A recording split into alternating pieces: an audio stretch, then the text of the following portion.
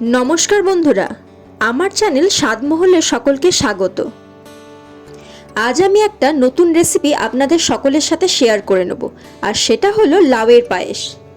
चलुन देखे निই आमरा लाउएर पायेस बानाते गेले आमादेर की लागछे। प्रथमे एकटा माझारि मापेर लाउएर 4 चिरेर एक चिरके आमी कुचि कुचि करे केटे निয়েছি। যতটা সরু করবেন তত তাড়াতাড়ি সিদ্ধ হতে সুবিধা হবে। এবার এই লাউটাকে প্রেসার কুকারে সামান্য পরিমাণ জল দিয়ে আমরা সেদ্ধ করে নেব।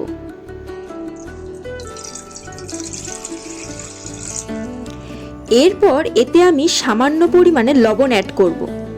যেহেতু এটি একটি মিষ্টি রেসিপি তাই লবণটা অল্প পরিমাণেই দিতে হবে, না হলে এটা নোনতা হয়ে যাবে। এরপর এতে ধুয়ে রাখা লাউটা দিয়ে মোটামুটি 8 থেকে 9টা সিটি দিয়ে দেব।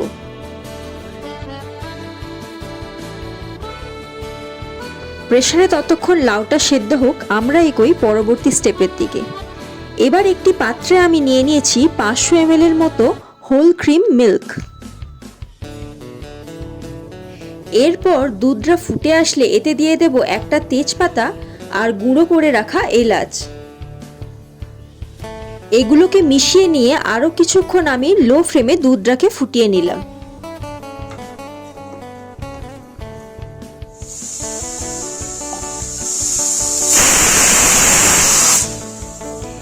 এদিকে লাউ প্রায় 9টার মতো সিটি পড়ে সেদ্ধ হয়ে গেছে আর খুব ভালোভাবে সেদ্ধ হয়েছে, তাই হাতার পিছন দিয়েই গলে যাচ্ছে। আপনারা চাইলে হাত দিয়েও এটাকে ভালো করে চটকে নিতে পারেন। দেখুন বন্ধুরা, লাউটা কেমন ভাবে পুরোপুরি স্ম্যাশড হয়ে গেছে। এবার এই লাউটাকে নিয়ে আমরা অল্প অল্প করে ফুটন্ত দুধের মধ্যে ঢেলে দেব।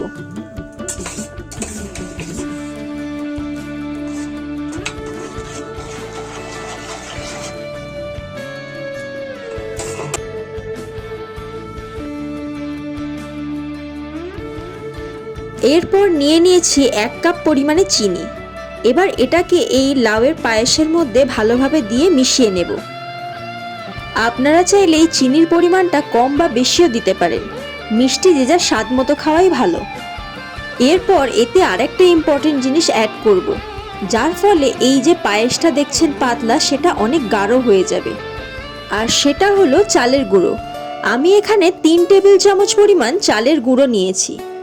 আপনাদের ঘরে যদি চালের গুঁড়ো না থাকে তাহলে আপনারা আতপ চালকে এক রাত্রি ভিজিয়ে রেখে গুঁড়ো করেও সেটা দিতে পারেন।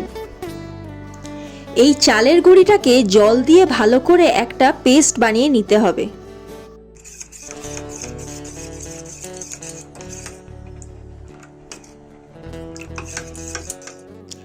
এবার এই পায়েসের মধ্যে অল্প অল্প পরিমাণে এই পেস্টটাকে মিশিয়ে দিতে হবে। এই পেস্টটা দেওয়ার সাথে সাথে আপনাদের পায়েসটাকে কন্টিনিউ নাড়তে হবে, না হলে নিচে বসে যেতে পারে।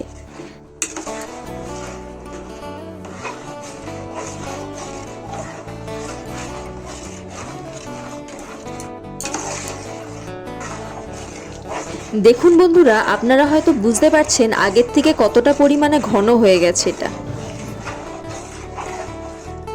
এরপর এতে আমি কিছুটা পরিমাণে ভেজানো কাজু দিয়ে দিলাম, দিয়ে ভালো করে মিশিয়ে নিতে হবে।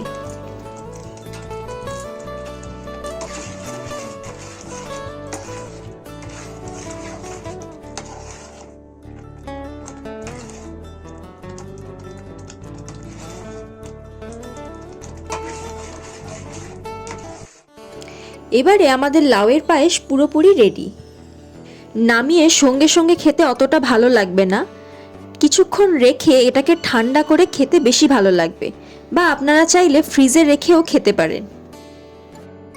তো আপনাদের কেমন লাগলো এই রেসিপিটা অবশ্যই জানাবেন আমাকে কমেন্ট করে, আর ভালো লেগে থাকলে আমার চ্যানেলটিকে একটা লাইক আর একটা সাবস্ক্রাইব করে দেবেন।